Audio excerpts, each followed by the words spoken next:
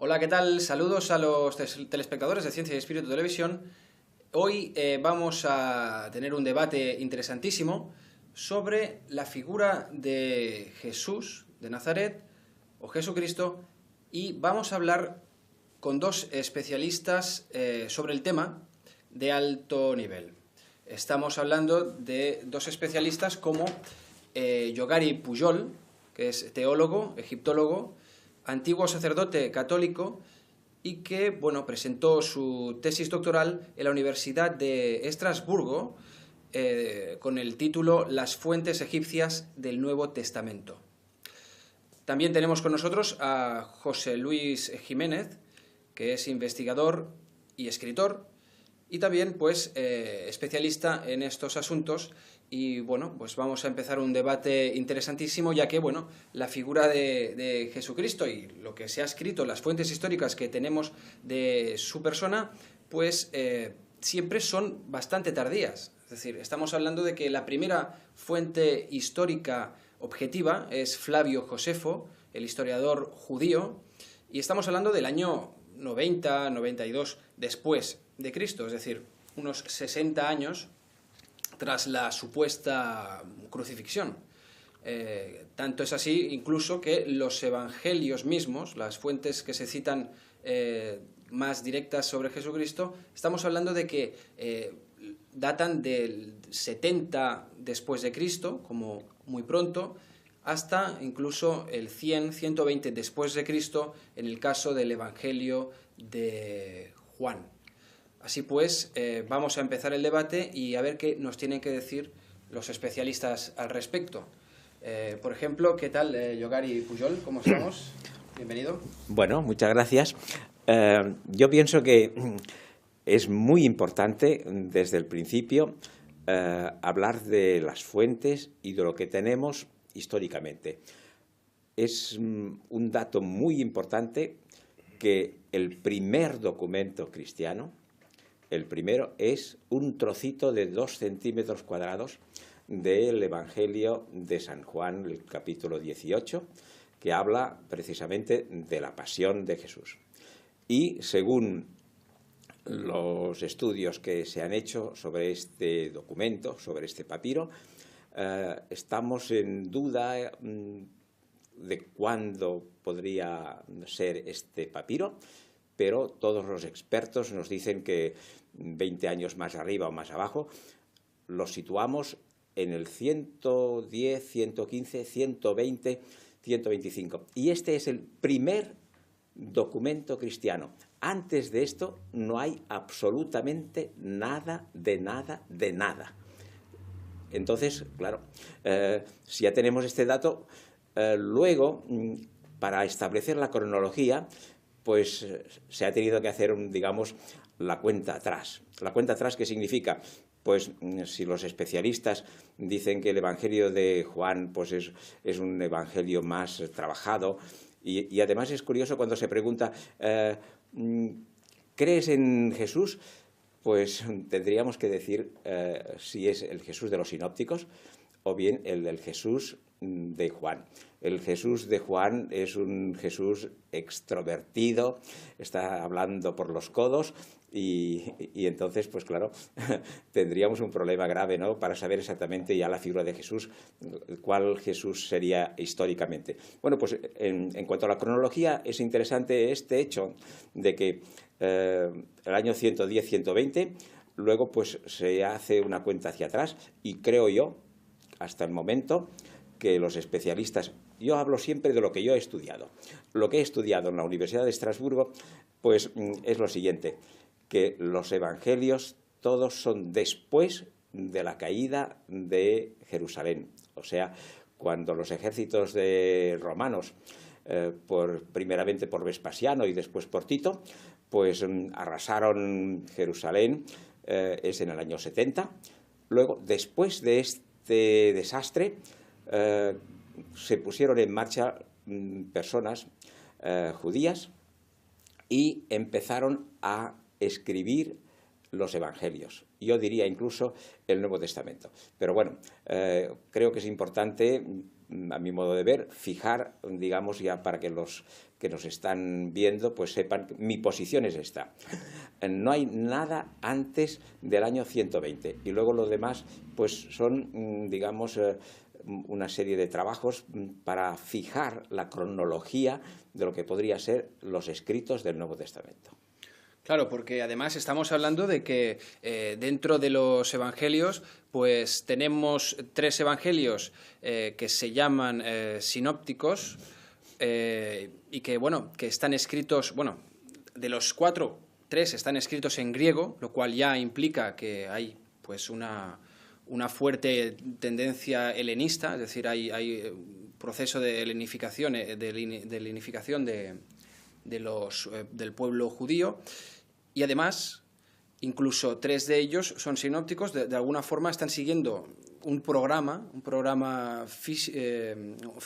fijo, con lo cual, profesor José Luis Jiménez, estamos hablando de alguna forma de algo que está hecho a través de una fijación escolar, una tradición literaria que ha tenido, que lleva su tiempo, es decir, que no se fija en 5 años. Hola, bueno, pues ¿Qué tal? como ha dicho Yogari, efectivamente el Evangelio de Juan, de la comunidad de Juan, por ser más exactos, puesto que Juan evidentemente no vivió los 120 años que se le atribuyen de antigüedad a este Evangelio. Es más, parece ser que él este Evangelio lo hubiese escrito, si hubiese sido así, en la isla de Patmos, que es donde estuvo retirado. Y bueno, pues ya parece que esto no sería posible. Por lo tanto, diríamos que la comunidad de los, en este caso, juanistas, los seguidores de San Juan, serían los que habrían escrito este evangelio. ¿Qué ocurre con los otros 3 evangelios que forman parte del canon católico? Los llamados sinópticos, que quiere decir que en origen son los 3 iguales, es decir, vienen a decir lo mismo, exactamente lo mismo, de ahí la palabra de sinópticos. Pues como bien ha dicho Yogari, parece ser que se escriben con posterioridad, a pesar de que se le da una antigüedad al primero sería el de Marcos, aproximadamente de unos 50 años después de la crucifixión de Jesús. Luego pues podría ser el de Mateos, unos 60-70, y el de Lucas entre 80-90, y ya el de Juan entre los 100 a 120. Pues bien, estos evangelios sinópticos son copias, no son los originales. No sabemos qué decían en los evangelios originales. Si ahora fuéramos al Vaticano, que es donde se supone que están custodiados los evangelios, y dijéramos, a ver, que nos muestren los evangelios originales, estos sinópticos de Marcos, de Mateos y de Lucas, ¿qué dicen? No los tienen, nos muestran unas copias. Y estas copias, pues claro, las escribieron hombres, y las escribieron unos hombres de aquella época, precisamente posterior ya a la invasión por parte de Tito de Jerusalén, cuando saquean todo el templo de Jerusalén, con unos intereses políticos, porque hay que recordar que la Iglesia que conocemos como católica y apostólica y romana no se oficializa hasta el año 325, cuando se lleva a cabo el primer concilio ecuménico, es decir, el concilio de Nicea, en Nicea, que lo convoca el emperador Constantino I. Es aquí, en este concilio, donde se van a sentar las bases de esta nueva religión, una religión ficticia, por otra parte, que no va a seguir doctrinas, de alguna forma, de los mensajes de Jesús o de los seguidores de Jesús, porque en la época en la que vive Jesús, no son cristianos, no se llaman cristianos, él no se hace llamar Cristo. Esto es un título que se le otorga después de la crucifixión, de la supuesta muerte, voy a decir supuesta muerte, de Jesús, por un judío fariseo, que es un radical aférrimo, que no era otro que Saulo de Tarso, un judío romanizado, que luego lo vamos a conocer en la Iglesia Católica como San Pablo. Y es San Pablo el que va a decir, cuando Jesús es crucificado, Jesús ha muerto, ya no tenéis que seguir a Jesús, ahora hay que seguir al Christos, que es una palabra en griego que significaría el ungido, el rey ungido. Bien, ¿qué tenemos aquí? Pues que hay unos evangelios, los que la Iglesia acepta, los que forman parte del canon, que se nos dice que lo han escrito unos apóstoles. El de Marcos, que sería, en todo caso, un discípulo de Pedro, de San Pedro, de Simón. El de Mateos, que sería una especie de escribano, y Lucas, que sería un médico. Pero yo entiendo que no fueron ellos directamente, sino en todo caso seguidores de esta tendencia, ¿no? ¿Y por qué no tenemos los originales? Esa es una pregunta ya que habría que hacerse, porque puede faltar uno, pero ¿por qué de los 3 sinópticos no hay ningún original? Ya es otro tema que nos da para pensar. En cambio, y digo en cambio, sí que tenemos cientos de evangelios o manuscritos que se conocen como evangelios apócrifos, muchos de los cuales fueron descubiertos en el año 1945 en Nag Hammadi, que es una ciudad que está en Egipto, en el Alto Egipto, donde aparecen estos evangelios apócrifos que nos hablan de un Jesús, como decía Llogare Pujol, más extrovertido, un Jesús humano, una persona que no se presenta a sí mismo como Dios ni como el Cristo. Él mismo se hace llamar además el Hijo del Hombre, ¿no? No exento, por supuesto, de ciertas facultades, de polémicas, pero que en estos evangelios, en estos manuscritos, que son no solamente coetáneos con los canónicos, que era una de las condiciones que aludía, por ejemplo, los teólogos de la Iglesia Católica para, de alguna forma, descalificarlos, diciendo que como no eran coetáneos, que se habían escrito con posterioridad a los canónicos, carecían de valor. Pues no, señor. Mire usted, le voy a dar 4 ejemplos, o le voy a dar 2 si quiere, para demostrar que están mintiendo descaradamente, como siempre hacen, y manipulando. Tenemos de los primeros evangelios que existen, que son de corte gnóstico, tenemos uno que sería, bueno, lo dice, no es que lo diga el propio autor del evangelio, sino lo dice un patriarca o uno de los primeros padres de la Iglesia Católica, como es el obispo Ireneo de León, en el año 180, 170 y pico, 180. Él habla del evangelio de Judas. Y cuando él habla en su obra, en su libro Contra los herejes, Adversus Aeres, él aquí hace referencia a una serie de evangelios apócrifos, de escritos de corte gnóstico, que están hablando de un Jesús totalmente humano, con unas características humanas, donde aquí, por poner ejemplo que se conoce más actual, el del evangelio de Judas, pues habla como que Judas no era ese traidor que nos habían contado, ni había hecho lo que nos habían dicho. Y la Iglesia Católica, ¿qué dice? Que eso no existe, que es una invención, es una alusión del obispo Ireneo de León para hacer referencia a esta secta de los cañinitas.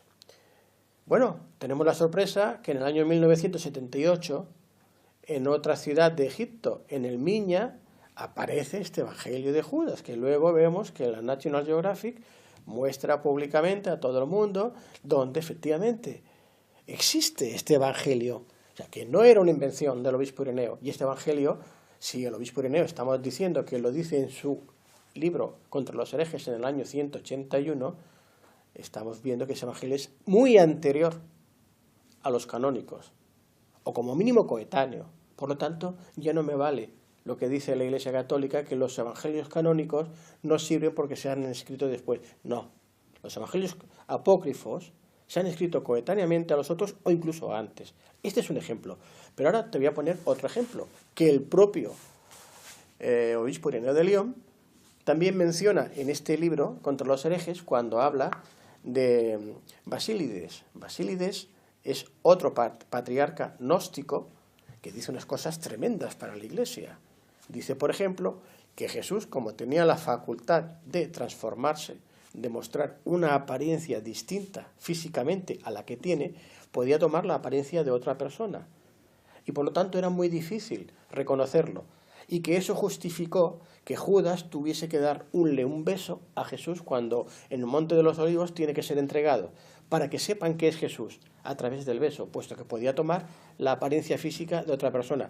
Y va más allá, cuando luego dice, cuando Jesús va con la cruz hacia el Calvario, obligan a otro judío, a Simón de Cirene, a que cargue con la cruz. Y en ese momento, dice el obispo Ireneo de León, que comenta, que escribe Basílides, que Jesús toma la apariencia de Simón de Sirere, que cuando Simón de Sirere carga con la cruz, luego él le da la apariencia de Jesús y que por lo tanto el que muere en la cruz no es Jesús, que es Simón de Sirere. Claro, esto evidentemente pues ya crea una controversia de tal magnitud que este tipo de evangelios, de manuscritos, al margen de que lo que se expongan en ellos sea cierto o no sea cierto, choca frontalmente con los evangelios canónicos, con los evangelios sinópticos. Por lo tanto, todos estos escritos que nos hablan de un Jesús humano, de un hombre, como en el evangelio apócrifo de Felipe, que dice que Jesús es el Hijo del Hombre, que es un misterio, existe el misterio de Jesús, del Hijo del Hombre, y el misterio del Hijo del Hombre, puesto que les hace llamar el Hijo del Hombre. O sea, es decir, tiene un hijo. Jesús tiene un hijo, según el Evangelio de Felipe. Y además dice, María Magdalena es la esposa de Jesús. El matrimonio de Jesús y María Magdalena es un matrimonio sagrado que se diferencia del profano. Y sigue hablando, y habla de las tres mujeres, de María de Cleofás, que es su amiga, María la Virgen, que es su madre, y María Magdalena, que es la amiga, la madre y la koinonos. O sea, son las tres cosas. Koinonos, que en griego, que el profesor me dirá si no es así, significa la compañera sentimental, porque la traducción sería la persona con la que se comparte todo. Hay algunos teólogos y algunos profesores que dicen que no, que para justificar dice que es la socia. Yo digo, ¿la socia de qué? Que tiene una panadería, una tienda de pescado, ¿qué es la socia de qué? Porque para decir amigo ya está mencionando a Cleofás, a la María de Cleofás. Para decir la madre ya habla a María, la madre. Y dice, las tres Marías, María de Cleofás, María su madre y María Magdalena, que es su koinonos, su compañera. Por lo tanto, tenemos varios, y he mencionado estos para no extenderme, varios manuscritos, varios evangelios apócrifos que la Iglesia oficial del Imperio Romano, que no hay que olvidar, porque hasta entonces eran sectas de seguidores, de judíos, de seguidores de Jesús, de corte gnóstico, y hasta que no aparece Saulo de Tarso, alias San Pablo después, y crea la figura del Cristo, y los seguidores de él, los paulinos, al final acaban siendo la religión oficial del Imperio Romano, pues toda esta doctrina y todos estos dogmas de fe no existían. Son a partir de ese momento que el emperador Constantino I, cuando realiza el Concilio de Nicea, además se lleva a cabo, se produce la creación del credo niceno, la divinidad de Jesús, y ya existen los primeros rechazos entre los obispos que no están de acuerdo, por ejemplo, con la exposición de Arrio, los arrianos, en la que dicen que Jesús pues no es Dios como tal, sino que sería una criatura de Dios. En fin, todo esto que no quiero abarcar todo el tiempo para que pueda hablar y ahora, claro. Pero esto es lo que yo, es mi postura, de que no es que Jesús históricamente no haya existido como tal. Quien yo pienso que no ha existido es el Jesús que nos ha pintado la Iglesia Católica. O sea, el personaje de Jesús sí, históricamente ha existido, y ahora entraremos si quieres en más materia en qué me baso yo, en qué evidencias físicas y en qué pruebas, pero sería en este caso un Jesús humano, un Jesús que históricamente, como todos, ha tenido su vida familiar y sus más y sus menos y pues seguramente muchas más cosas que nosotros pues no hemos llegado a conocer. Y luego está el Jesús mitológico, clásico, divinizado, el personaje que ha creado la religión porque existía un interés sobre todo político de Estado. No lo olvidemos, que la religión católica apostólica romana y todo esto surge a partir del Concilio de Nicea, cuando el emperador Constantino le interesa tener una religión oficial para, de alguna forma, armonizar o unificar todo un imperio que acaba de conquistar, donde la mayoría de sus súbditos pues profesan la religión de la adoración al Sol Invictus, ¿no? Son paganos, es una religión pagana. Sí, sobre todo además porque el cristianismo o judeocristianismo, vamos a hablar con propiedad, pues era pues una religión monoteísta, ¿no? Y entonces pues para un imperio tal vez el monoteísmo pues resultaba más aglutinador, ¿no? Más fácil para controlar las mentes de los súbditos. Entonces, bueno, el tema es importante porque ha llegado incluso hasta la justicia. Tenemos que decir que la justicia italiana ha acabado admitiendo a trámite la querella de un periodista italiano, Luigi Cascioli, que, bueno, pues está denunciando a la Iglesia por el delito de sustitución de persona y asegura que la figura de Jesús pues, ha sido utilizada en beneficio de la Iglesia para lucrarse y para situarse en el poder de forma indefinida. Dice que han abusado de la creencia popular, dice que, bueno, pues que la Iglesia ha abusado de esta creencia popular, que ha inculcado como hechos reales a otra cosa, a cosas que no son nada más que invención, pura invención. Y entonces, pues bueno, esto tiene que llegar a la Corte y se va a debatir, porque bueno, el tema es interesante, se las trae, ¿no? Es decir, si realmente la Iglesia y el Vaticano, que son unas instituciones tal vez las de mayor poder, no solo material, sino también moral, con lo que ello implica, que se haya construido todo este imperio a través de una manipulación, de una sustitución de una persona, de una mitificación de una persona que tal vez fue histórica, estamos hablando de algo muy grave, ¿no? Bueno, pues yo creo que vamos siempre de sorpresa en sorpresa. Yo había estado trabajando mucho sobre esas fuentes egipcias y una de las primeras sorpresas es que el Nuevo Testamento, los Evangelios sobre todo, están hechos con simetrías internas.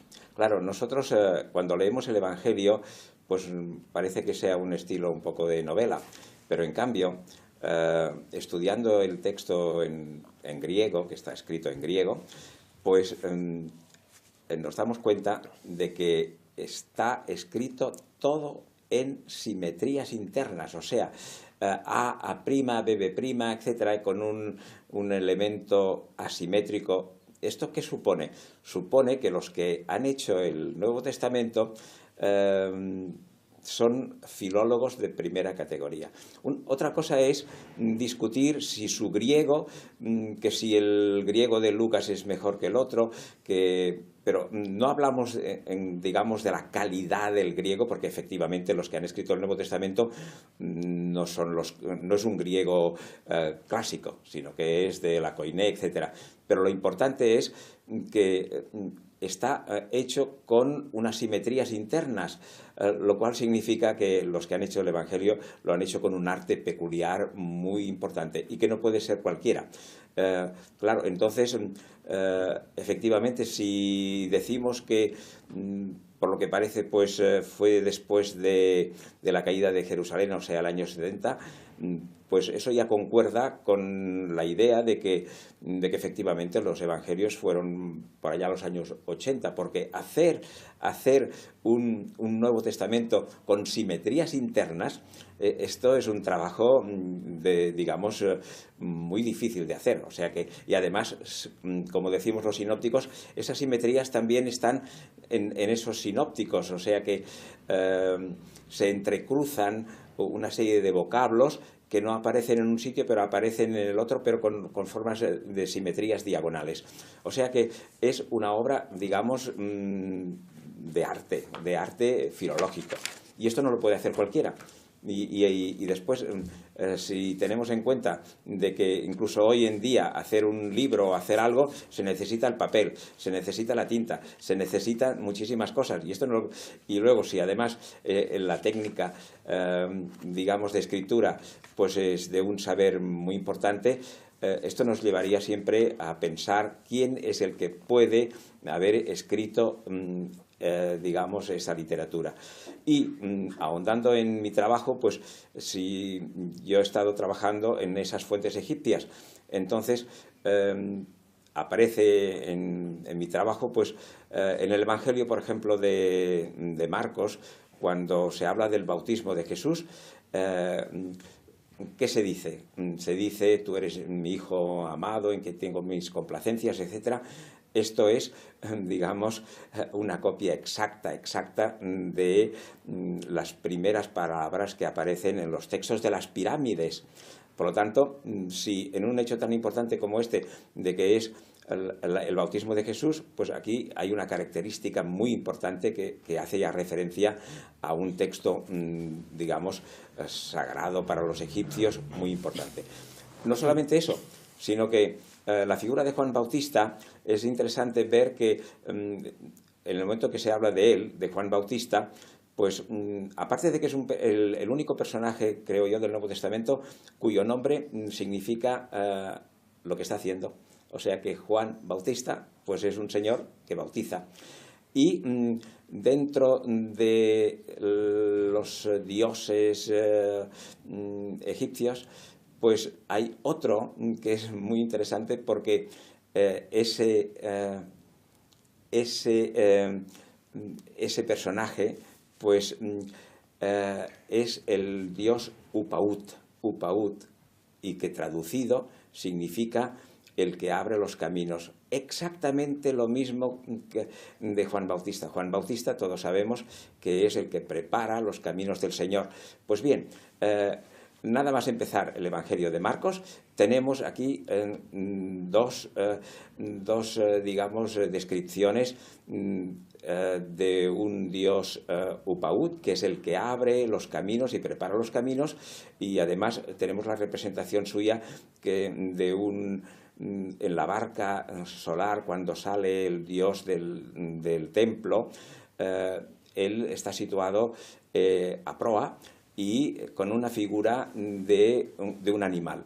Y es muy curioso porque a Juan Bautista también dice que iba vestido con pieles de camello. O sea que hay toda una serie de, digamos, de elementos que nos hacen ver muy a las claras.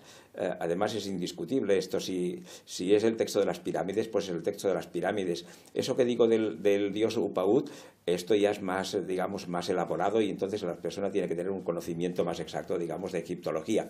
Pero yo tengo que decirlo, o sea que nada más empezar el Evangelio de Marcos tenemos ya dos grandes apuestas por una intervención, digamos, de lo que se llama copiar directamente unos textos egipcios. Por lo tanto, podemos empezar ya diciendo que si los que han escrito el Evangelio eran gente que están trabajando con simetrías internas y además conocen los textos sagrados egipcios, pues hemos de empezar ya a preguntarnos una serie de cosas antes de ir adelante, ¿no? Y además, los nombres que nosotros hemos colocado a los evangelios en realidad son todos apócrifos. No sabemos, hoy por hoy no sabemos quiénes escribieron el evangelio. No lo sabemos. Luego, por una serie de asimilaciones, pues podemos decir que sí, tal o cual, pero no lo sabemos. Hoy tampoco sabemos exactamente cuándo se escribieron. Más o menos podemos pensar que a partir del año 80, no sabemos. El orden, nos gusta decir que sí es el Evangelio de Marcos. No lo sabemos, no sabemos. O sea que, científicamente hablando, no sabemos quién escribió el Evangelio, cuándo se escribieron los Evangelios, ni menos dónde se escribió el Evangelio. En fin, hay una serie de dudas muy importantes y todo está esto pues en el aire.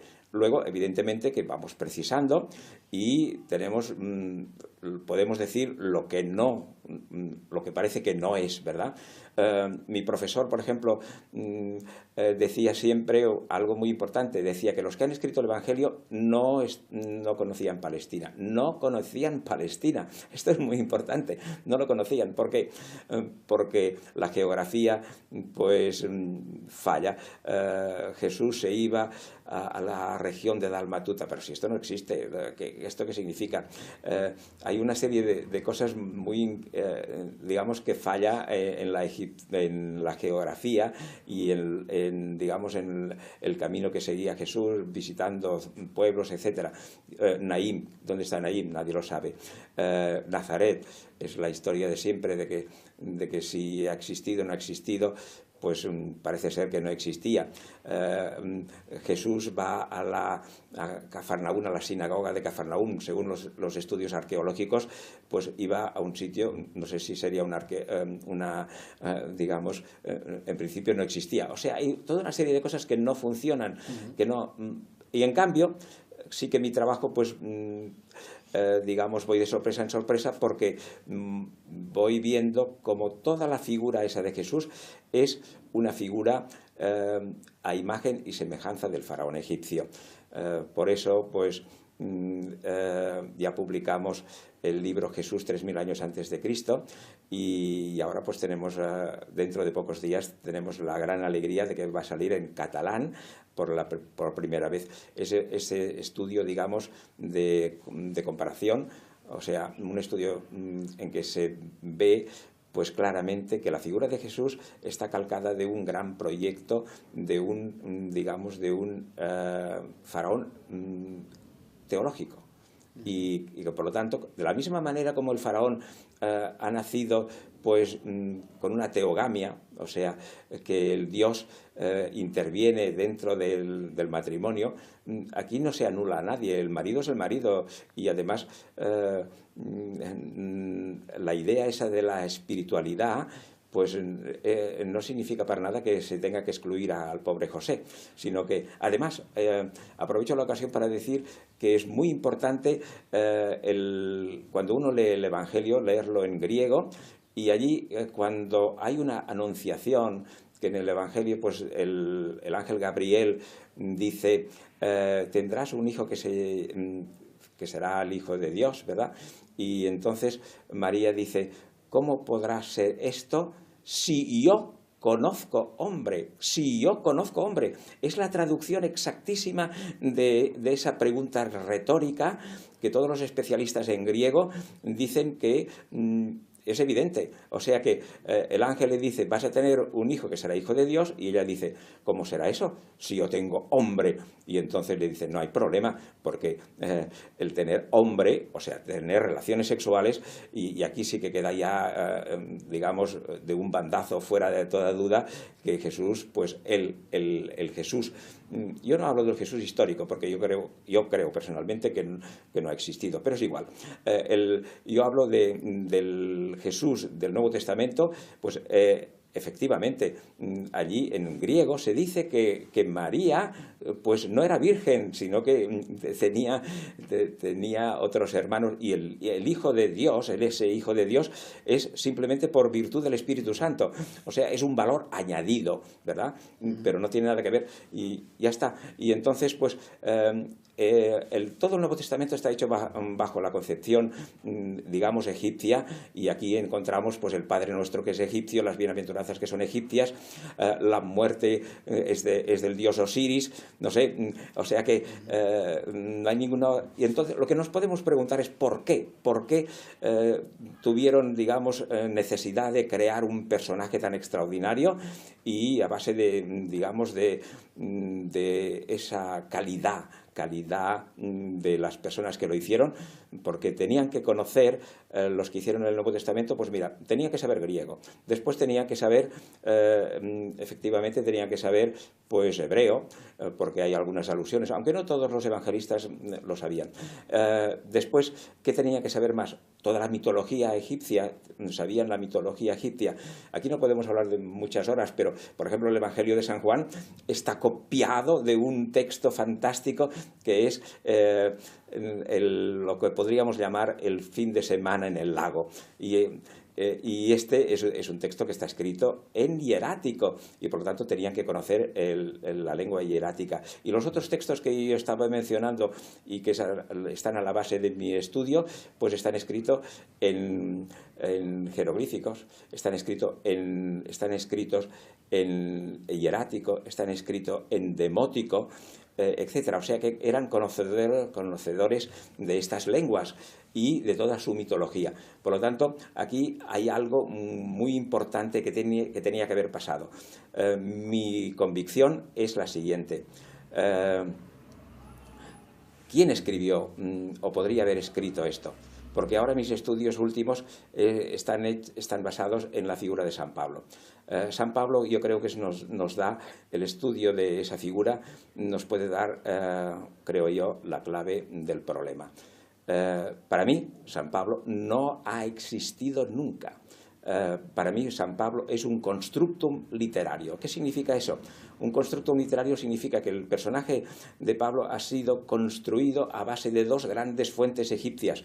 Una de ellas, que es el gran texto, digamos, con una profundidad extraordinaria, que es el cuento del náufrago. El cuento del náufrago, escrito hace ahora en estos momentos 4000 años, y que lo descubrió Golenishev. Pues este náufrago, el cuento del náufrago, yo lo he trabajado palabra por palabra y es toda la gran teología que encontramos en Pablo. San Pablo no se cayó del caballo. El texto, incluso hoy, esta mañana, he escuchado al arzobispo de aquí de Barcelona que decía que San Pablo se había caído del caballo. No lo dice el texto. Y además no se caía por una razón, porque el que ha escrito el texto este del momento en que Pablo pues cae de bruces en el suelo, va siguiendo la fuente egipcia del náufrago, y allí no había caballos. Pues muy bien, pues es una anécdota simplemente, pero esto es importante porque toda la gran teología del náufrago ha pasado a ser la gran teología de Pablo. Y luego, su biografía, o sea, lo que él hace desde arriba hasta el final y por el medio, está copiado de la obra de Filón de Alejandría, el contra Flaccus, que es el Flaccus era un embajador de Roma a Alejandría. Y es muy interesante ver cómo todo lo que hace Pablo pues lo ha hecho ya este flaco. O sea, que tendríamos aquí unas grandes invenciones y unos grandes, digamos, personajes creados. ¿Para qué?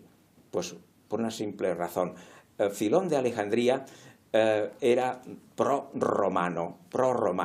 Los romanos estaban hartos ya de encontrarse a cada paso a los judíos y estaban siempre haciéndoles la guerra, y el año 70, pues bueno, ya fue el final casi el final, porque los judíos renacen y no había forma de eliminarlos, pero sí que ya estaban hartos.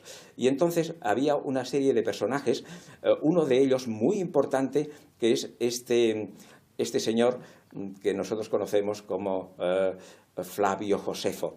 Flavio Josefo fue uno de los primeros que comprendió que la cosa había cambiado, que era... ya todo el mundo, bueno, no sé si todo el mundo lo sabe, pero el Flavio Josefo era primeramente sacerdote, después era general que estuvo al frente cuando las tropas, las legiones romanas atacaron Palestina. Empezaron por los flancos, o sea que empezaron por arriba, por Galilea, y él pues estuvo allí defendiendo pues Galilea, pero no sé si fue con muchas ganas, porque la cuestión es que los romanos pronto acabaron con él. Pero se da la casualidad muy interesante de que él y sus 4 o 5 digamos jefes generales se escondieron en una gruta, y arriba tenían a los romanos. Y entonces él dijo, vamos a suicidarnos, porque no nos vamos a entregar.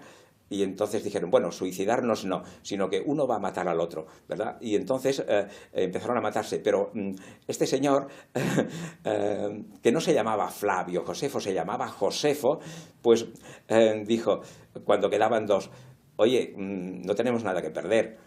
Pero él era muy astuto, porque él ya había estado en Roma como abogado para ir a defender a un sacerdote judío. Y entonces sabía que los romanos trataban muy bien a los que eran sabios o que tenían letras, etc. Y entonces él pensó, no tengo nada que perder, ¿por qué nos vamos a matar ahora? Subamos arriba. Y entonces subieron y se presentó, yo soy Josefo.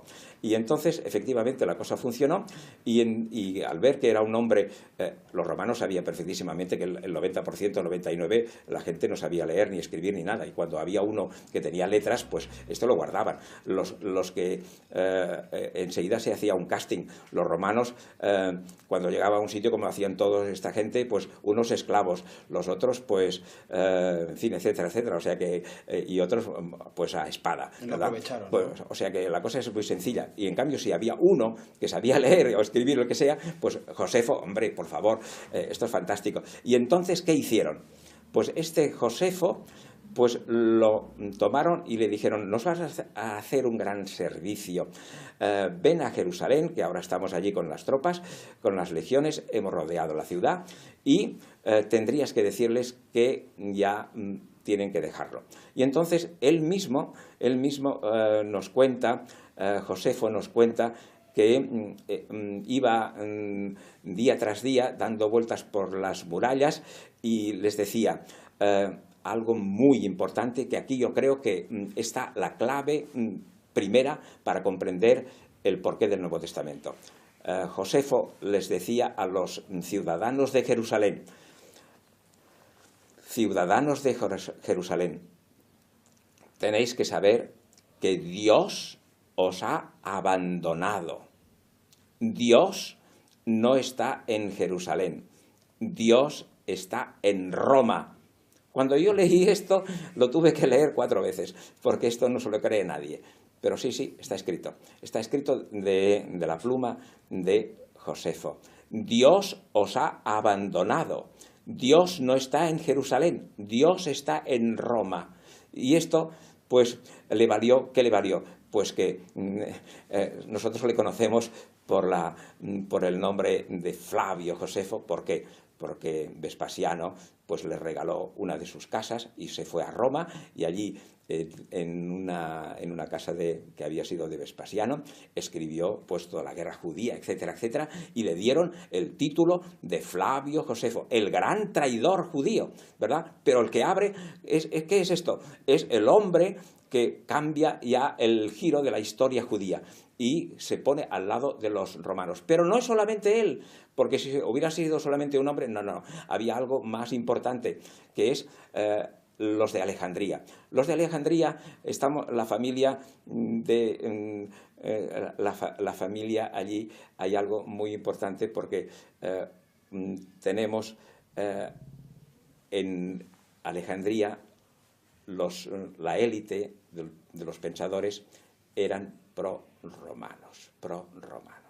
Y por lo tanto, como judíos que eran, pensaron y seguían esta misma línea. Pero si leemos en el Evangelio, en los Hechos de los Apóstoles, cuando San Pablo se va a Roma, él lo único que hace es hablar con los judíos para convencerles de exactamente, casi con las mismas palabras que decía el Flavio Josefo.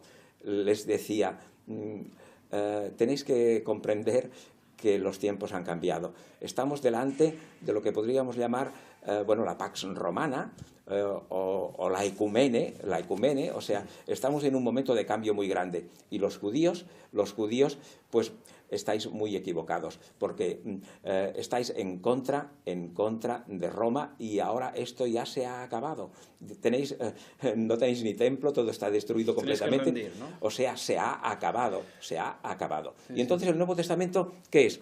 Está escrito por gente que, creo yo, que eran discípulos que estamos en Filón de Alejandría. O sea, discípulos tardíos de Filón de Alejandría escribieron el Nuevo Testamento precisamente para decirles a los judíos que el mundo había cambiado. Y entonces, y esto ocurre cuando, pues después efectivamente del año 70, antes no existe nada.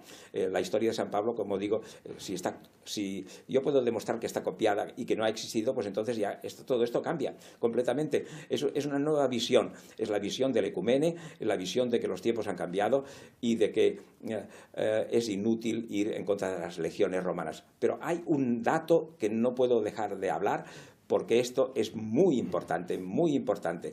Filón de Alejandría tenía un hermano, y ese hermano era uno de los hombres que manejaba más dinero, porque era el exarca, o sea, una persona que o bien cobraba los impuestos o manejaba dinero.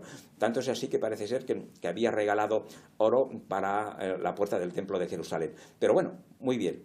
El hermano de Filón de Alejandría era considerado un hombre muy importante por los romanos, un hombre con una gran autoridad. Pero ahora viene lo bueno de este asunto, que este señor tenía un hijo, y ese hijo era el único general romano que ha existido. Eso es para, digamos, para hacer el cambio más radical de la visión que nos han querido mostrar la falsa historia del cristianismo. ¿Por qué? Porque se ha callado eso, y esto existe. Yo siempre trabajo con cosas históricas, y lo podéis mirar en todos los sitios, buscarlo. Pues este señor se llamaba Tiberius Alexander, Tiberius Julius Alexander. Tiberio Julio Alexander era el general romano, pero un momento, no cualquiera. Cuando en el cerco de Jerusalén el Tito estaba rodeando Jerusalén, mandó a llamar a ese general judío para que viniera con 1 o 2 legiones. Es que es increíble esto. O sea, un general judío rodeó Jerusalén y además le hicieron, era muy importante ese general, tanto que era el jefe del campamento de los soldados. Era de todas las legiones, era este general romano judío. Entonces, hay algo más, que este señor, antes de ser el general romano, que sería por el año 70, sabemos que por los años 40, 42, era gobernador, cójanse bien, señoras y señores, era gobernador en Jerusalén. Eso es increíble. Y en cambio, cuando los evangelios nos quieren hablar de cosas históricas, nos cuentan lo que les da la gana. Porque este hecho, ustedes comprenderán que es un hecho tan importante que se ha callado, se ha querido eliminar. Porque esto lo explica, digamos, muchísimas cosas, creo yo. O sea que estaríamos en un cambio muy importante dentro de la visión histórica de lo que puso en marcha el Nuevo Testamento.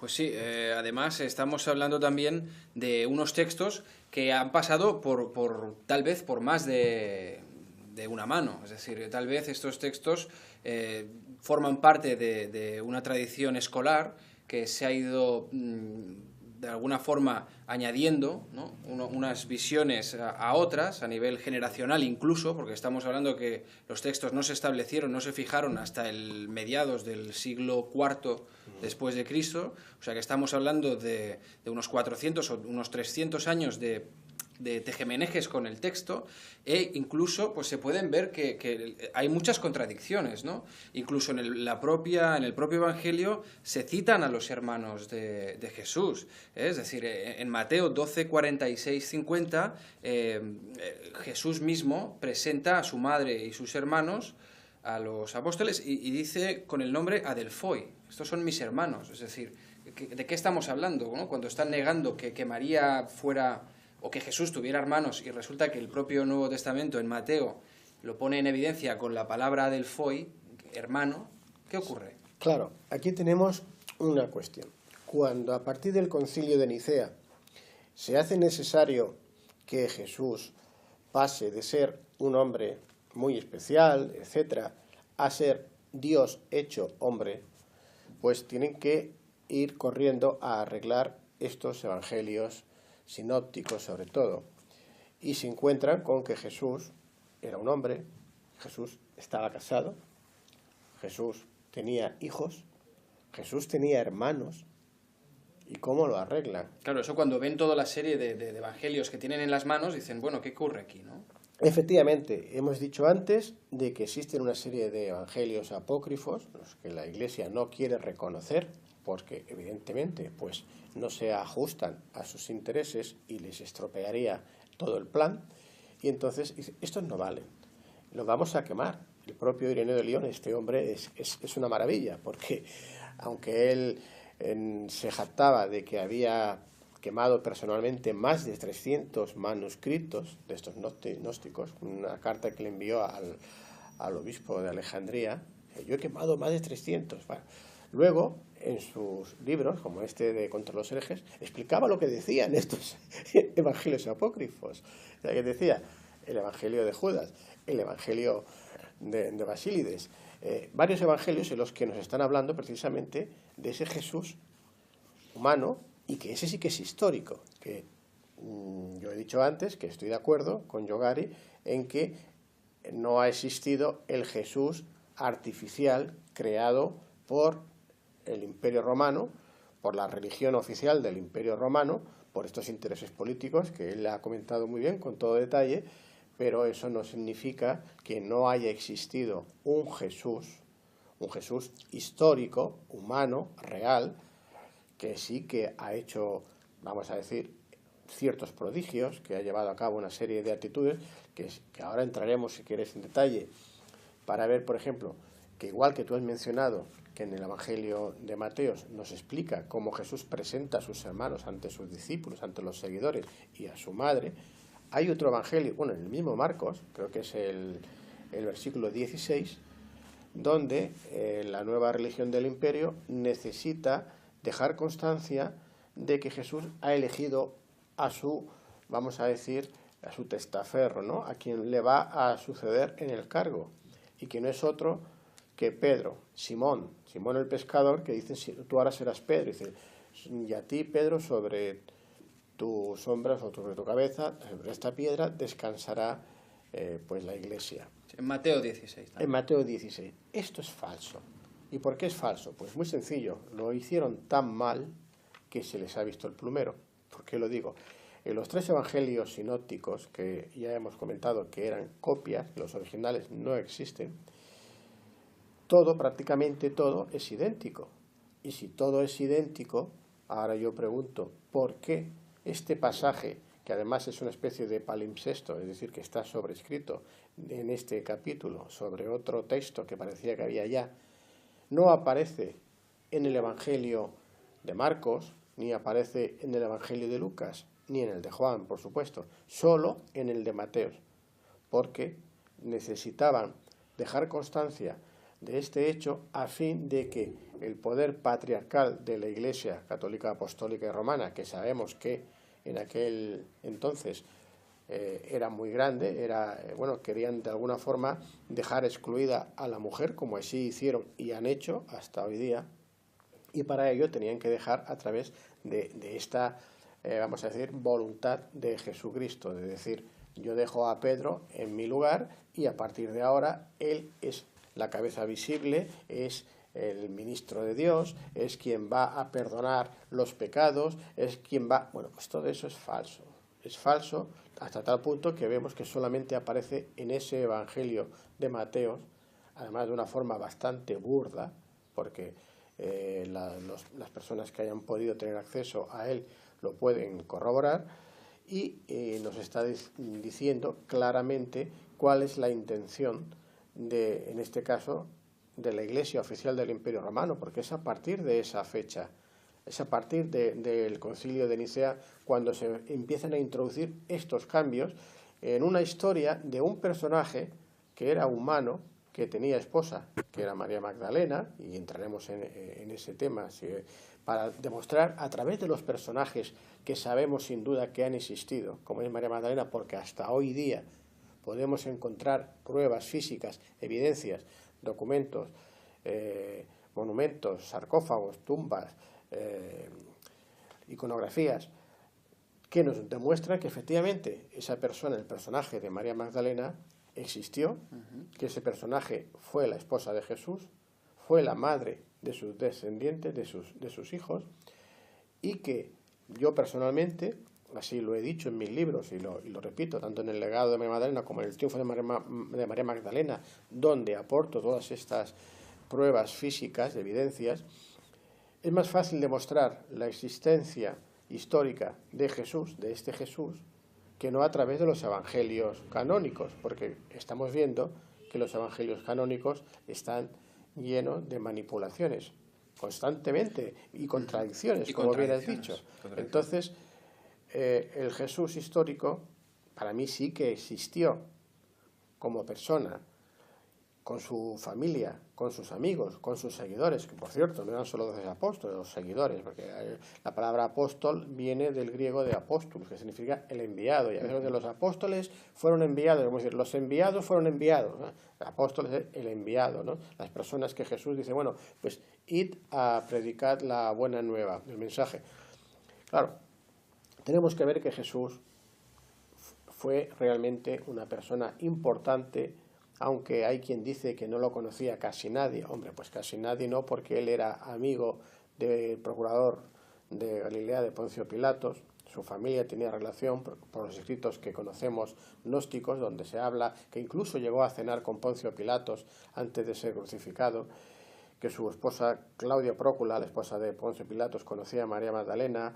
Sabemos que José de Arimatea, que era el tío de su madre María la Virgen, el hermano pequeño de Joaquín, era una especie de ministro de minas de los romanos y era el encargado de ir a las minas de Britania para traer hasta, en este caso, hasta Galilea y el Imperio Romano, pues plata, estaño, etcétera.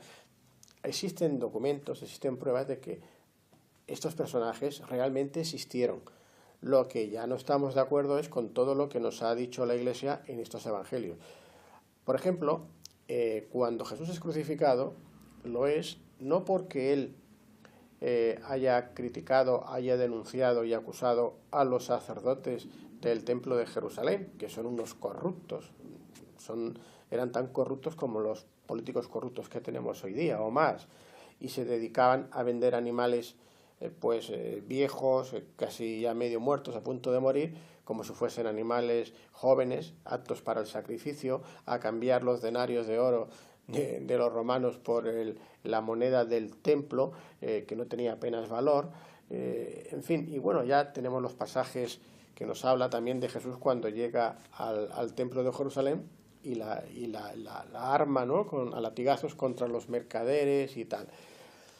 Bueno, aparte de las exageraciones que puedan haber o no, en estos capítulos lo que sí vemos es que a Jesús lo crucifican precisamente porque los judíos, o quizás esto, pues como había dicho Yogari antes, era la intención que tenían los romanos, de hacer ver que los buenos eran los romanos y los malos los judíos, ¿no?, para que los judíos de alguna forma se acogiesen a la cultura romana. Pues bien, dicen que los sacerdotes encargados del templo, que eran los fariseos, que por cierto, San Pablo era un fariseo romanizado, era un judío romanizado, era un fariseo, que hemos comentado, muy radical. Él, cuando antes comentaba Yogari que se cayó del caballo en Damasco, bueno, no fue en Damasco, porque a Damasco no, en todo caso sería el camino, una de las salidas de Jerusalén hacia Damasco, no sé si fue un caballo o un camello. Lo que está claro es que cuando él dice venciste Nazareno, esta frase que se la atañe a él, no se refería a Jesús que había nacido en Nazaret. Con el Jesús de Nazaret, Jesús no nació en Nazaret. Nazaret, efectivamente, como comentaba antes Yogari, seguramente no, posiblemente, casi con toda la seguridad, no existía como tal ciudad de Nazaret. Era un punto, era un lugar donde muchos años atrás incluso se llegaron a hacer rituales paganos, pero no se conocía como ciudad de Nazaret. Bueno, si tenemos que hacer caso a los evangelios, al de Mateo y a la Biblia, nos dice que Jesús, cuando nace, es camino de Belén. Por lo tanto, en todo caso hubiese sido Jesús de Belén, y no se menciona Jesús de Belén, sino Jesús de Nazaret. ¿Por qué? Porque Jesús era un judío que pertenecía a una secta que se conocían como los nazarenos o nazaritas, entre cuyas peculiaridades más conocidas eran la de dejarse el pelo largo y la barba.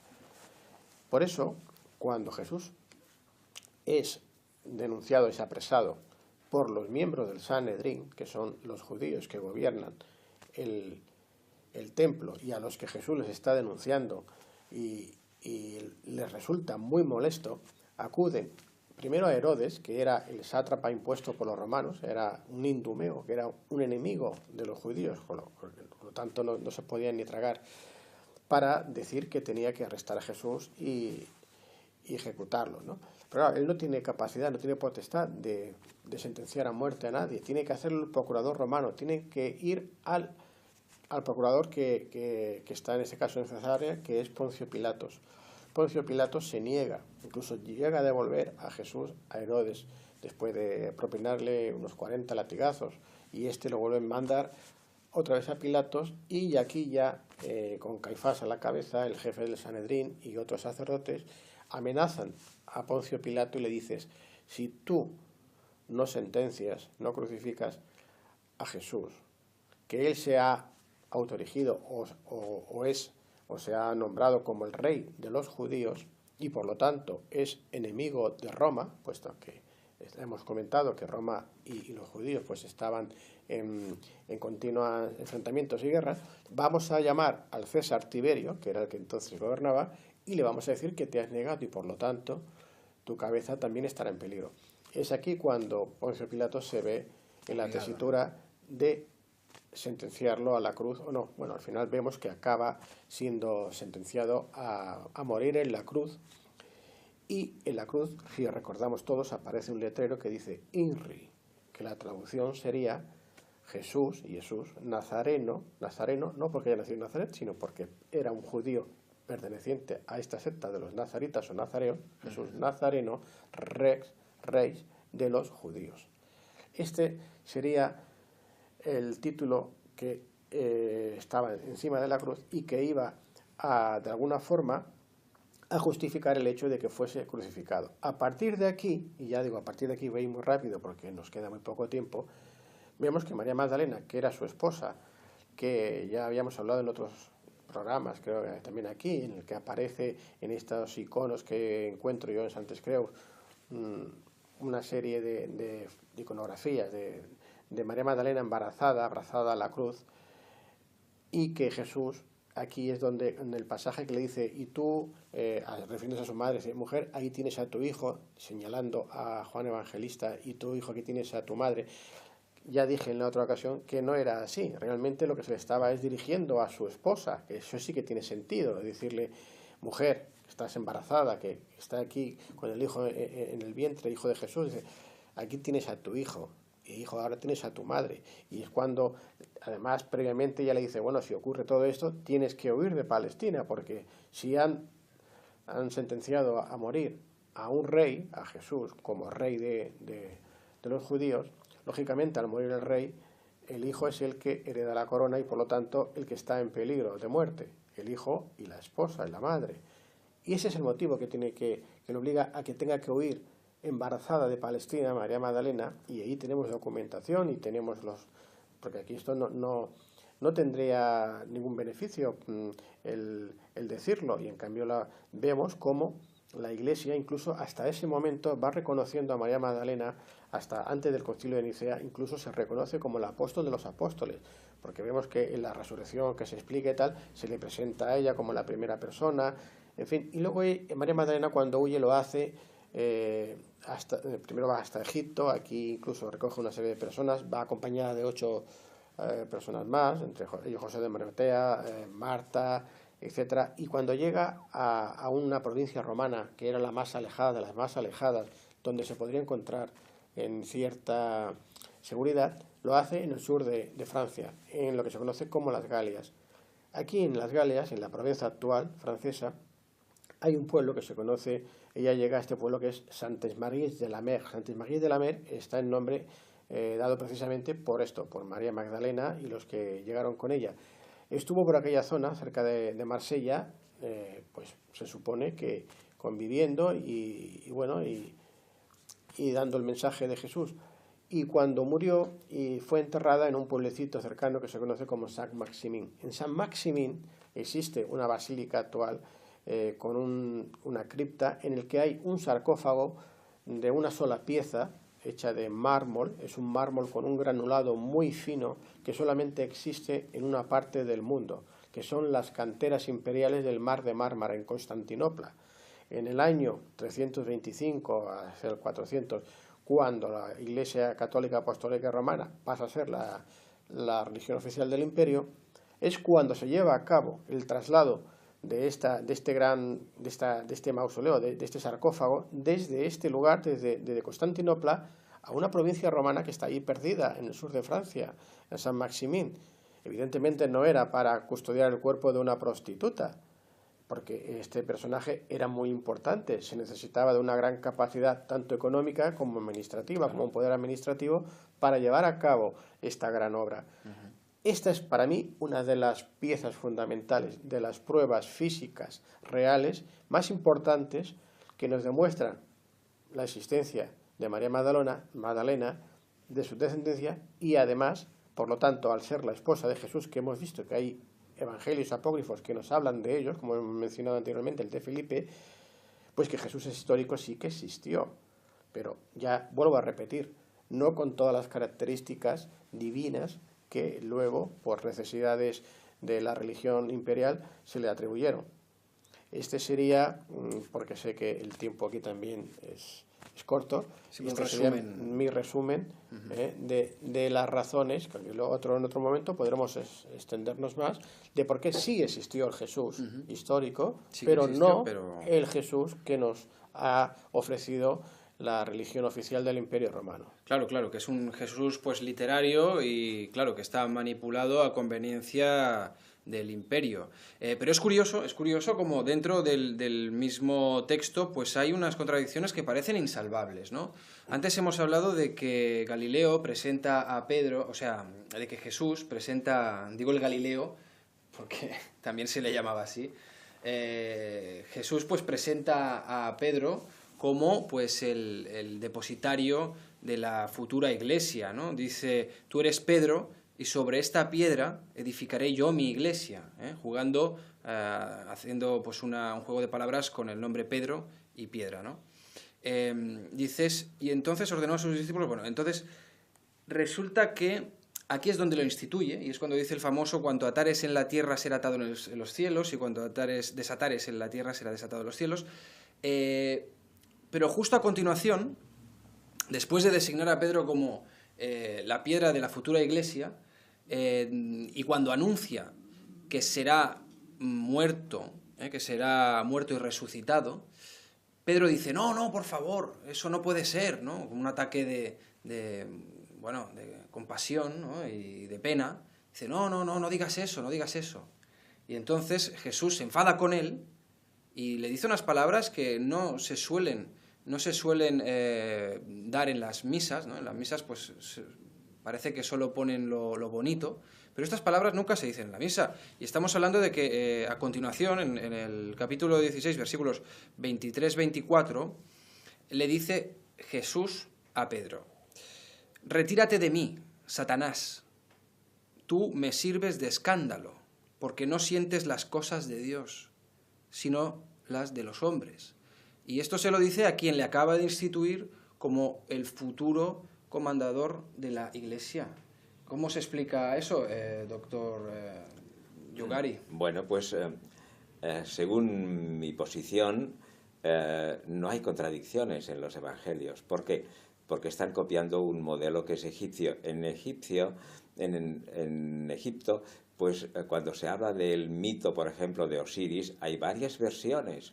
Y por lo tanto, para un egipcio lo que hay son yuxtaposiciones. Por lo tanto, si aquí miramos el Evangelio según las normas, digamos, orientales, pues entonces evidentemente que estamos aquí gastando muchísimo tiempo y libros, etcétera, pues intentando justificar esto, pues si no hay ningún problema. O sea, si uno conoce, por ejemplo, el Osiris, el mito de Osiris, pues verá que hay versiones distintas y algunas de ellas contradictorias. Por ejemplo, hay una cosa muy interesante, es de saber, por ejemplo, dentro del mito, pues quién Osiris, en el momento en que Set, porque aquí el Satanás es el que digamos, tiene todas las cualidades de este Set, ¿no? La gente que sabe egiptología sabe que Set es el hermano de Osiris y es el que le traiciona, o sea, es la figura de Judas. Pues en el momento en que Set, dentro de la mitología, pues coge a Osiris en un segundo relato, que lo hace a pedazos, ¿verdad? Unos 14 pedazos, muy bien, y los esparce, etcétera. Y luego, ¿quién es el que va detrás de esos pedazos? Pues es Isis y Neftis, su hermana. Pero en cambio, hay otra narración que no es Isis y Neftis, sino que es la madre Nut y el padre Geb, y por lo tanto... Sí, son diferentes versiones, pero estamos hablando de distintas versiones. Aquí pero estamos hablando de sí, dos versículos después. Para un egipcio no hay contradicciones en la vida, sino que todo es yuxtaposiciones, y hay esa visión, etcétera, etcétera. De contradicciones hay muchísimas en la resurrección. Bueno, aquí no vamos a hablar de todas las contradicciones, pero si no pasa nada, no pasa absolutamente nada. Esto prueba prueba es una prueba de que han copiado la mentalidad egipcia. Claro. O sea, no hay ningún problema. Pero ¿cómo es posible que ellos, de alguna manera, los católicos, durante cientos de años, han focalizado sus predicaciones en, bueno, pues en unos versículos que les ha interesado, y otros versículos parece pues que han quedado en el olvido, ¿no? Hay algunos versículos que resulta que nunca se recitan, claro, ¿no? evidente. Como este en el cual se le está diciendo a Pedro que tú eres Satanás, ¿no? Bueno, yo esto no lo he oído jamás en ninguna misa. Claro, evidentemente, ya lo has dicho muy bien. Cuando uno asiste a los oficios religiosos, pues se han escogido una serie de textos, lo mismo que en el Antiguo Testamento. Si se leyeran algunos pasajes del Antiguo Testamento, la gente saldría gritando de las iglesias diciendo esto es pornográfico, esto es terrible, esto es espantoso y esto está en la Biblia. O sea que claro, cuando manda que se exterminen a todos los infieles de tierra prometida sin dejar a embarazadas, ni a niños, ni a ancianos. Hay pasajes verdaderamente increíbles. Pero bueno, pues o sea, estamos hablando de un genocidio que está de alguna manera oficializado por la teocracia israelita en esos momentos, y de alguna manera hay un genocidio, hay pruebas de que hubo un genocidio, de que la teocracia yavista o israelita ya empezó de base haciendo genocidios en la zona de Palestina, y bueno, y resulta que continúan haciéndolo 3000 años después, y resulta que aquí nadie pone freno a esto. La historia, y estamos hablando que se hace a través de uno, o sea, comandados, o de alguna forma con unos textos en la mano. Es decir, se están creando genocidios que tienen como fuente de estos genocidios y de este mal un libro. Es decir, es un libro, tal vez la Biblia, el libro pues que ha provocado mayores muertes, mayores asesinatos de la historia de la humanidad. Sí, pero para... Entonces, ¿cómo se frena eso, doctor? Bueno, primeramente, ¿cómo se frena? Pues leyendo a Israel Finkelstein. O sea, yo creo que para el Antiguo Testamento las personas tendrían que leer el libro y los trabajos que ha hecho Israel Finkelstein. No sé si los conocen, pero Israel Finkelstein es un arqueólogo muy importante de la Universidad de Tel Aviv, y él ha demostrado clarísimamente que en el Antiguo Testamento no hay nada histórico. Vaya. O sea que el Antiguo Testamento, pues, no... En fin, se habla de Abraham. Se ha querido decir que Abraham estaba ya en los textos, digamos, de escritura iconográfica,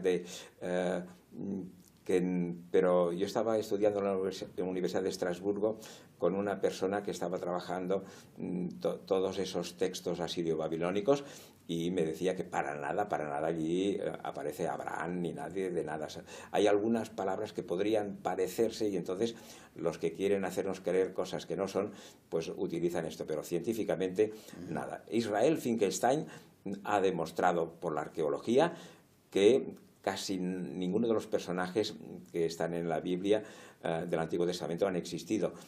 Ni Moisés ha existido, porque es una fusión también de varios personajes. Uno de ellos está sacado, una parte de la historia de Sinué el egipcio ha sido utilizado para crear este personaje literario de Moisés. Incluso también de Sargón, etcétera. Pero este señor Israel Finkelstein lo hace a través de la arqueología, y entonces él demuestra que quizás sí que Salomón haya existido, pero no con esa gran grandeza ni nada de nada. O sea que estamos ante un constructo ficticio. El Antiguo histórico. Testamento pues es pura literatura. Por ejemplo, yo he tratado el libro de, por ejemplo, el libro de Jonás. El libro de Jonás es el primer intento que se hace que luego estará en los Hechos de los Apóstoles, capítulo 27-28 del viaje de San Pablo a Roma, con el naufragio famoso. Pues Jonás, todo el mundo recordará, bueno, eso de la ballena, que no habla de la ballena, sino de ese cetáceo. Pero bien, pues digamos, relato del libro del Antiguo Testamento, Jonás, está calcado del libro egipcio del náufrago. Todo el mundo hoy acepta que algunos de los salmos, sobre todo lo que hace referencia a los libros de la sabiduría, etcétera. Además, el libro de la sabiduría, hoy sabemos que está escrito el año menos 50 en Alejandría, ¿verdad? O sea que un libro muy bonito, por cierto, sí, de la sabiduría. pues muchísimos egiptólogos tienen clarísimo que sin Egipto no se habría escrito pues el Antiguo Testamento, y os digo, tampoco el Nuevo. Bueno, o sea pero estamos hablando de un constructo sí, ficticio, pero que no obstante, sea histórico o no, sí, el hecho es que ha provocado 2000 años de genocidio pero religioso. Si ustedes van a una librería, verán que la gente compra las novelas. Todo el mundo sabe que las novelas pues Claro. no son históricas, pero es que nosotros no vivimos. Yo soy psicólogo y he estudiado que lo que nos gobierna no es el pensamiento, son los sentimientos. Y por lo tanto, esa historia de María Magdalena, estupendo, claro que sí. ¿Por qué no tiene que haber existido? Sí, es fantástico. Desde el punto de vista mío, digo del Nuevo Testamento, no del otro, del trabajo que está haciendo pues mi amigo. ¿Qué ocurre? Es un constructum literario, María Magdalena, hecho con una parte de Isis y después de la casta Susana. Si conocen el griego, pues toman el griego de la casta Susana y después toman el mito de Isis y los compaginan, y tenemos aquí esa figura de María Magdalena. Además, aprovecho la ocasión para decir que Magdala sí que existe en Egipto, en el Fayum. En el Fayum está Magdala. Y bueno, digamos que cuando Jesús está en el lago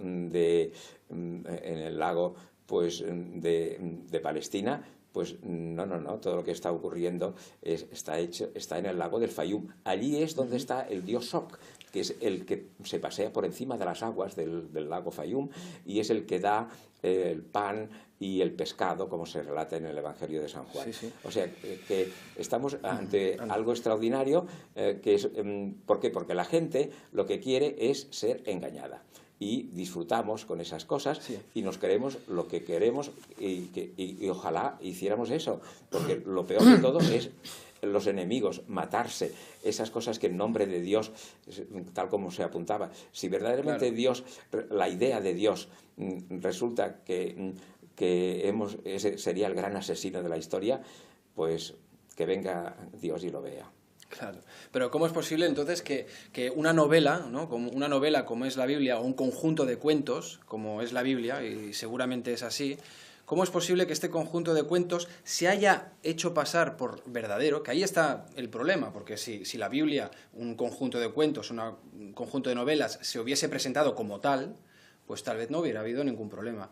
El caso es que se ha presentado como algo real, se ha forzado a la gente a creer en ello, y si no se creía en ello, pues se ha exterminado a pueblos enteros, se ha quemado a pueblos enteros durante más de 1500 años, y eso es algo que no podemos olvidar. Es algo que como sociedad europea, y también en Sudamérica y en Centroamérica han sufrido el látigo del monoteísmo cristiano, pues no podemos olvidar, tenemos que denunciar y tenemos que luchar contra ello, contra la mentira que nos han hecho creer durante centurias. Entonces, ¿cómo se puede dar carpetazo a todo esto? ¿Cómo se puede dar carpetazo a esta novela que se nos ha hecho creer, se nos ha hecho pasar como algo real? ¿Cómo damos carpetazo? ¿Cómo salvamos esto? Vamos a ver.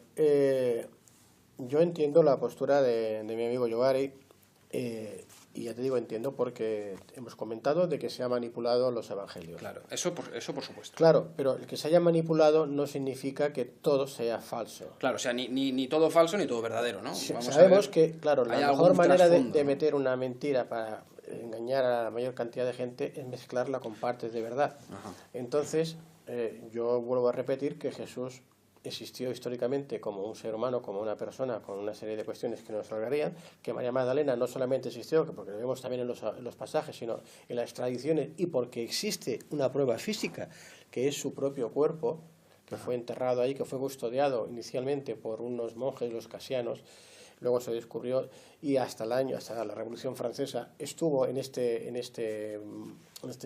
cripta, en este mausoleo, ¿no? Por lo tanto, hay pruebas físicas, ¿no? Entonces, de esa mezcla que claro, se ha hecho, entonces, ¿cómo salimos de ahí? Bueno, pues claro, se han utilizado, tú al principio has presentado, decías que había un periodista italiano que había denunciado porque se había utilizado la imagen, la figura de una persona para todo este beneficio. Efectivamente, es que Jesús sí que existió. Lo que luego, todo lo que se ha ido, cuando mencionabas lo de Pedro y sobre ti descansa esta piedra, es que Pedro no era ni siquiera... No era un apóstol, un pescador, como se dice en el Evangelio. Era su guardaespaldas. Yo en mi libro lo explico y doy las razones y además el análisis de todo lo que se dice en este pasaje. ¿Y por qué luego le llama a Satanás? ¿Por qué luego le llama a Satanás? Precisamente porque, No se introduce ese pasaje, ese versículo en el que se le da a Pedro esa facultad de ser el representante, como se añade allá, como es un añadido encima, que es lo que yo comentaba, claro, el resto no encaja con lo que acaba de decir. Claro. Y si vamos en ese mismo evangelio, vemos que incluso Pedro, Simón, le está diciendo a Jesús: Maestro, no vayas a Jerusalén, que ya el día de Ramos, porque ya viste lo que pasó, porque hay judíos que le querían matar a Jesús. Jesús todos los judíos no lo seguían y estaban de acuerdo. Entonces, él le avisa, ¿no? Porque él era su guardaespaldas. Y cuando le van a apresar a Jesús en el Monte de los Olivos, Pedro saca la espada, le corta la oreja, porque se ha quedado dormido, porque no ha cumplido con su obligación, que es la de vigilar a su Señor. O sea, que en los textos hay una mezcla hay una mezcla de verdades y de mentiras. Y se quiere dirigir precisamente al interés, que es el poder, en este caso, de la Iglesia, que forma parte del Estado.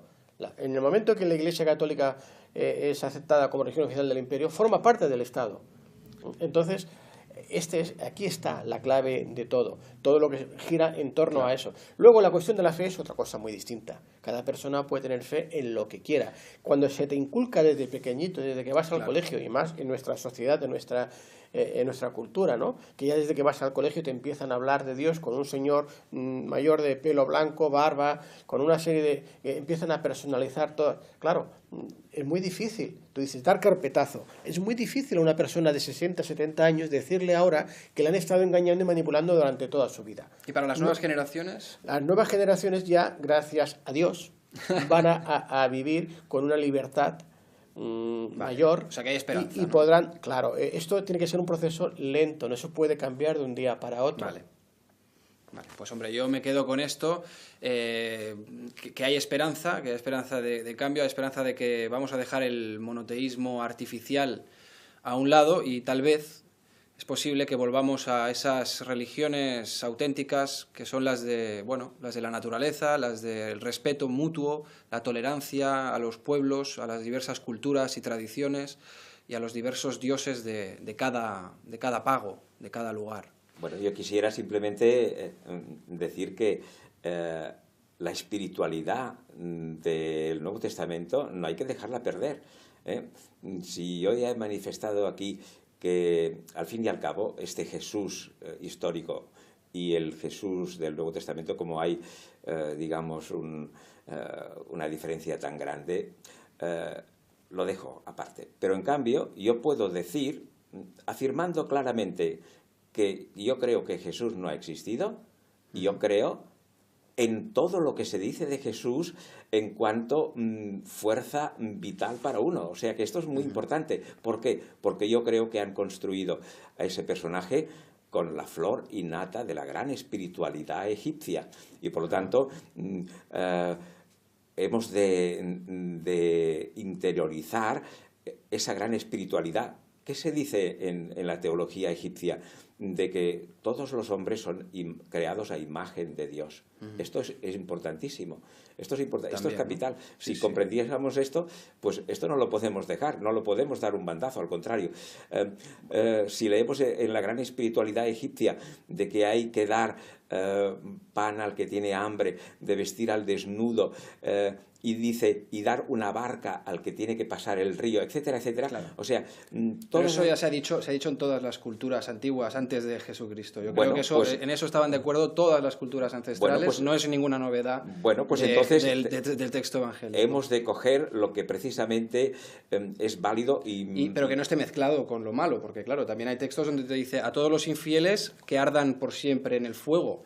Entonces, claro, cuando se Sí, sí, mezcla, sí, sí. cuando en un texto se mezclan cosas buenas y malas, el texto pues tal vez es estropeado, ¿no? Es que evidentemente en Egipto existe la segunda muerte Claro. y por lo tanto eso de ir al infierno y tal, el infierno es egipcio, es una invención egipcia. O sea que el cristianismo, lo que está en el Nuevo Testamento, yo creo que el 90% pues viene Es aprovechable. es aprovechable. Y hay muchas cosas de esta gran espiritualidad que no podemos, la hemos de practicar.